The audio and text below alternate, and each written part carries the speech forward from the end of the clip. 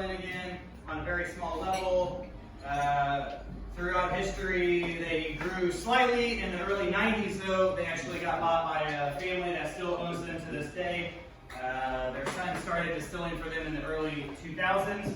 The Old Bardstown actually was their original recipe. So this is actually the grandfather's, this basically was what Willett made initially. Willett also makes, because probably some of you have all seen these on the shelf. So they do the Willett Pot Still, the Willett Rye, Johnny Drum, Old Bardstown. They also do Noah's Mill, Rowan's Creek, Pure Kentucky, and Kentucky Vintage. So they do quite a bit of SKUs at that distillery. It's all on the same pot still that they had in the 1930s.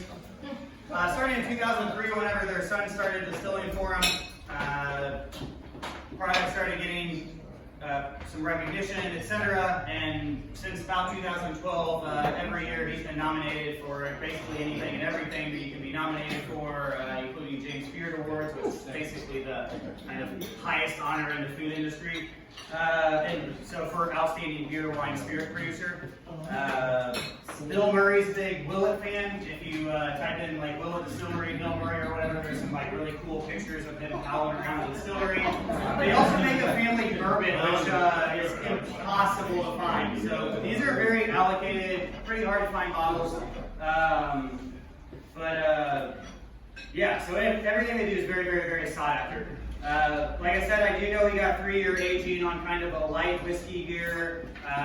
Other than the pot still, the Johnny Drum and the Old Bardstown are high rye. So what high rye means is it's still 51% corn. However, it will have a good amount of rye for the secondary grain.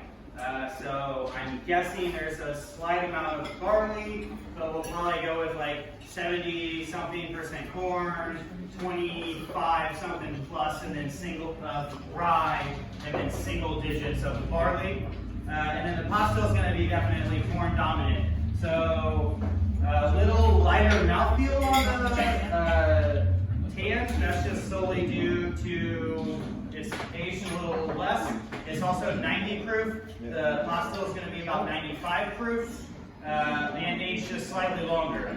So caramels, nougats, vanillas, etc. But also very, very smooth and easy drinking. And then once you get into the pot still, I always get a lot of like dried fruits, cherries.